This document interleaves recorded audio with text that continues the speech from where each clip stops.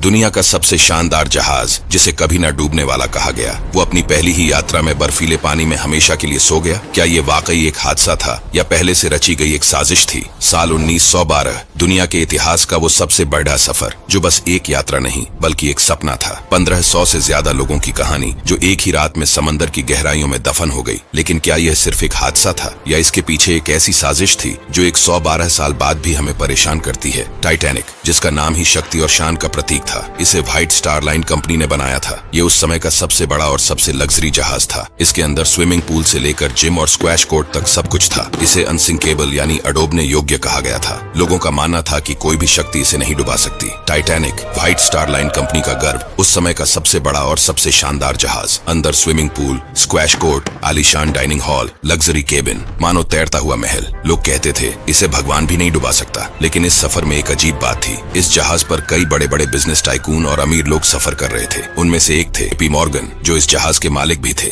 लेकिन उन्होंने आखिरी वक्त पर टिकट कैंसिल कर दिया। क्यों? वो रात जब सब कुछ बदल गया, 14 अप्रैल 1912, अटलांटिक महासागर में चांदहीन, ठंडी और बेहद शांत रात। टाइटैनिक तेज रफ्तार में दौड़ रहा था, जबकि कप्तान को कई बार बर्फीले पहाड़ों की चेतावनी दी जा चुकी थी। रात 11:40 आगे नजर आया एक विशाल आइसबर्ग। अलार्म बजा, जहाज मोड़ा गया, लेकिन देर हो चुकी थी। आइसबर्ग ने 6 जगह से जहाज को फाड़ दिया। ये जहाज सिर्फ 4 हिस्से डूबने तक टिक सकता था। 6 हिस्सों में पानी घुस चुका था। अब बस 2.5 घंटे की जंग बाकी थी, जिंदगी और मौत के बीच। ये वो मोड़ है जो कहानी को रहस्य में बदल देता है। क्या आप जानते हैं कि टाइटैनिक का एक जुड़वा भाई भी था? उसका नाम था RMS ओलंपिक। 1911 में ओलंपिक एक और जहाज से टकराकर बुरी तरह क्षतिग्रस्त हो गया था। मरम्मत में करोड़ों का खर्च आता और कंपनी की हालत खराब थी। यहीं से शुरू होती है बीमा घोटाले की थ्योरी। कहा जाता है कंपनी ने दोनों जहाजों को बदल दिया। लोगों को लगा कि वे नए टाइटैनिक में सफर कर रहे हैं, लेकिन असल में वो पुराना डैमेज हो चुका ओलंपिक था। योजना थी उसे डुबोकर इंश्योरेंस का पैसा वसूलना। और सुनिए, JP मॉर्गन ने सफर रद्द किया, लेकिन उनके 3 बड़े बिजनेस राइवल उसी यात्रा में सवार थे।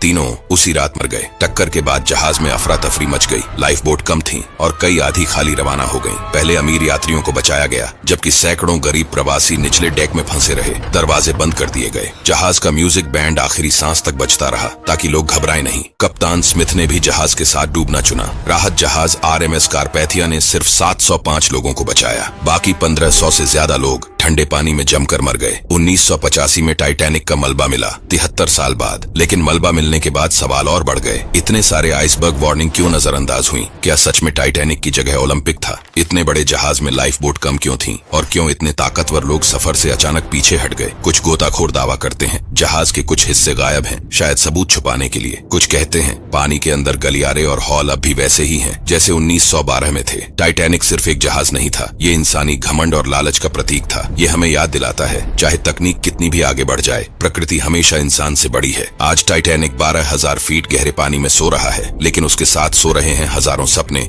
अधूरी कहानियां और वो लोग जिन्होंने आखिरी सांस तक जंग लड़ी। वीडियो को लाइक शेयर जरूर करना